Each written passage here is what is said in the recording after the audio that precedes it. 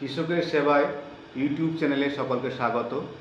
আজকে আমাদের আলোচ্য বিষয় সবজি শস্য সুরক্ষায় দেশীয় প্রযুক্তিগত জ্ঞানের ব্যবহার।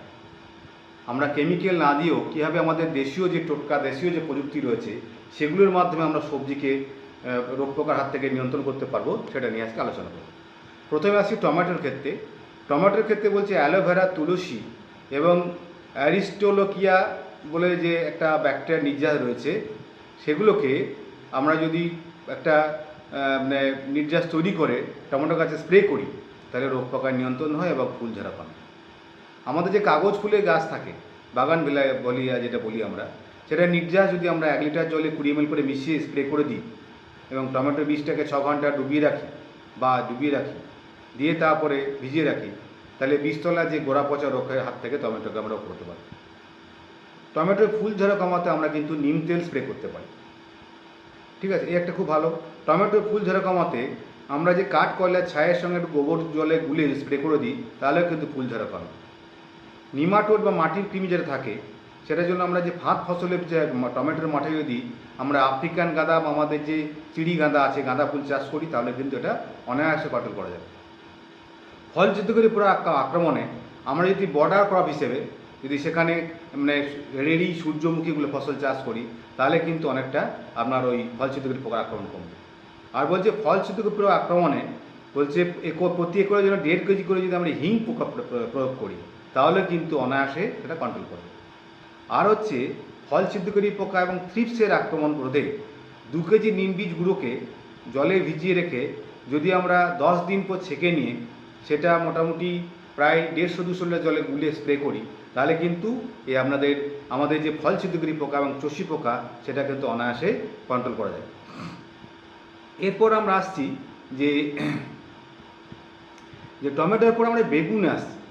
এখন টমেটোর আরেকটা জিনিস আছে যে যা পোকা থ্রিপসগুলো আছে সেগুলো কিন্তু সকালের দিকে একটু যদি গাছে ছাই দেওয়া যায় তাহলে পালাবে। এবার বেগুনে যে ফল পচা আসছে সেটা আটকাতে আমরা অ্যালোভেরা 8টা পাতা নেব এবং সেটাকে 1 লিটার জলে মিশিয়ে স্প্রে করি, তাহলে কিন্তু বেগুনে যে ফল পচা রোগটা আসে সেটা অনায়াসে নিয়ন্ত্রণ করা যায়।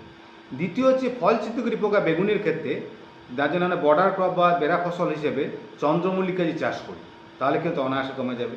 আর বেগুন লাগানোর বলছে 30-35 দিন পর যদি নিম বীজ গুঁড়ো করে প্রতি একরে 40 কেজি করে আমরা ছড়িয়ে দিই বা নিম খোল দিই, তাহলে কিন্তু বেগুনের যে অন্যান্য যে রোগগুলো বা এগুলো কমে যায়। আর একটা হচ্ছে যদি ফাঁদ ফসল হিসেবে বেগুনের চারিদিকে রেডি গাছ লাগায়, তাহলে কিন্তু অনেক পোকা বা এ থেকে কন্ট্রোল করা যায়। ফল ছিদ্রকারী পোকা বা অন্যান্য পোকা কন্ট্রোল করার জন্য আমরা বেগুনের অন্তর্বর্তী ফসল হিসেবে বেগুনের সঙ্গে পেঁয়াজের চাষ করতে পারি। আর কি থ্রিপস বা চষি পোকা নিয়ন্ত্রণ করার জন্য আমরা কী করতে পারি না, থ্রিপস বা চষি পোকা নিয়ন্ত্রণ করার জন্য আমরা নিম খোল ভালোভাবে মিশিয়ে গুঁড়ো করে 10 ঘন্টা জলে ভিজিয়ে রেখে স্প্রে করে দ্রবণটা, তাহলে কিন্তু চষি পোকা নিয়ন্ত্রণ করা যাবে।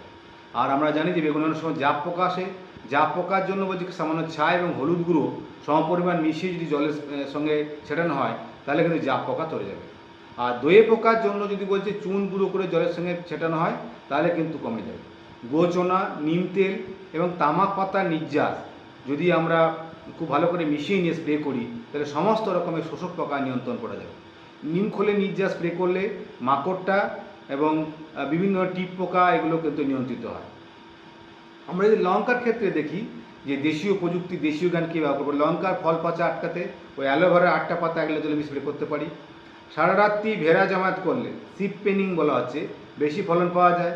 চীনাবাদামের খোল যদি আমরা করি, তাহলে ফল কম ঝরে, ফুল ঝরা কম এবং ফলন বাড়ে। ফুল ধরা বাড়াতে এবং ফুল ঝরা কমাতে প্রতি একরের জন্য যদি 1 কেজি করে হিং গুঁড়ো একটা কাপড়ে বেঁধে পুডলির মতো করে আমরা সেচ নালা যদি দিয়ে থাকি, তাহলে কিন্তু আমাদের খুব ভালো হয় এবং ফুলটা বেশি ধরে। তামাক পাতা খেকো যেটা টোব্যাকো ক্যাটারপিলার থাকে, তার বিরুদ্ধে আমরা কি ফাঁদ ফসল হিসেবে আমরা রেডি গাছের চাষ করতে পারি, কারণ তারা তো সর্বরূপ, তাহলে সেটা কন্ট্রোল করে দেয়। আর মোজাইক রোগ প্রতিরোধে প্রতি 5 সারি লঙ্কার মাঝে যদি 2 সারি ভুট্টা বা জোয়ার লাগায়, তাহলে কিন্তু যে মোজাইক রোগটা কম হয়। আর পাতা কোঁকড়ানো রোগ যেটা মোজাইক রোগ হয় প্রতিরোধে বলছে এবং গাছের ভালো বৃদ্ধির জন্য সাদামাছি নিয়ন্ত্রণ করতে নিম, করবি, নিশিন্দা এবং তুলসী আর আকন্দের পাতা থেতো করে দ্রবণ তৈরি স্প্রে করে দেওয়া যায়, তাহলে সাদামাছি এবং চষি পোকাগুলো কন্ট্রোল হবে। আর বেলপাতার নির্যাস যদি আমরা লঙ্কার ক্ষেত্রে প্রয়োগ করি তাহলে কিন্তু লঙ্কার ফল পচা নিয়ন্ত্রণ করতে পারি। শশার ক্ষেত্রে যদি আমরা দেখি, শশার যে রোগ পোকার ক্ষেত্রে হচ্ছে 1 কেজি বাদাম খোল, চিনে বাদামের খোল সারা রাত 10 লিটার জলে ভিজিয়ে রাখতে হবে। ভিজিয়ে রাখার পর ওই দ্রবণে যদি গাছের গোড়ায় 200 ml করে প্রয়োগ করে দিই তাহলে কিন্তু শশার অনেক রোগ বা কন্ট্রোল হয়ে যাবে। দ্বিতীয় হচ্ছে শশা গাছে যদি ছাই ছড়ায় তাই জাপ পোকা বা পাউডার মিল্ডিউ নিয়ন্ত্রিত হয়। পাকা শশার বীজ বের করে জলে ভালোভাবে ধুয়ে মানে ছাই মিশিয়ে 1 বছরের জন্য আমরা সংরক্ষণও কিন্তু করতে পারি। আমরা চিচিঙ্গা আছে, চিচিঙ্গা বোনার আগে গোবর জোলা বা গোবরগুলা জল দিয়ে 6 ঘন্টা ভিজিয়ে রেখে যদি তাড়াতাড়ি অঙ্কুরিত চারা খরা সহনশীল হয়। আর যদি প্রতি লিটার জলে আমরা 25 গ্রাম করে হিং মিশিয়ে স্প্রে করে দিই তাহলে চিচিঙ্গার ফুল ঝরা নিয়ন্ত্রণ করা যায়। আমরা লাউ আর মিষ্টি কুমড়ো ক্ষেত্রে কী হচ্ছে যে ড্রাইড ফুড শুকনো খোলায় বীজ সংরক্ষণ করব এবং সতেজ থাকা লাউ বা কুমড়ো সম্পূর্ণ শুকিয়ে যাওয়ার পর যদি আমরা সেই থেকে ভালো বীজ শুকনো শ্বাস বের করে নিই, সংরক্ষণের জন্য বেছে নিই, তাহলে ওটা কিন্তু ভালো পাত্রে রেখে দিলে অনেক দিন থাকে। আর আরেকটা খেয়াল রাখতে হবে, বাঁধাকপি যেখানে আমরা লাগাবো সেখানে বলছে বারবার নিড়ান দিতে হবে। বীজতলা মূল জমি সবসময় ভালোভাবে পরিষ্কার রাখলে বাঁধাকপি ভালো হয়। আর মূল জমিতে নিড়ান দিলে আগাছা দূর করলে বাঁধাকপি তাড়াতাড়ি বাঁধে পুষ্ট হয়। আর গোচনার সঙ্গে ছাই মিশিয়ে দিয়ে আমরা ওটা স্প্রে করে দিই তাহলে পাতা ফড়িং বা লিফ ওভারটা নিয়ন্ত্রণ করা যায়। আর কিছুটা ঘোল নিয়ে যদি তাতে একটু চুন মিশিয়ে দিয়ে প্রতি সপ্তাহে ঝাঁটাই কাটিতে করে যদি বাঁধাকপি গায়ে আমরা ছিটিয়ে দিই তাহলে শুয়োপোকার আক্রমণ হতে কিন্তু অনায়াসে আমরা বাঁধাকপিকে রক্ষা করি। আমাদের যে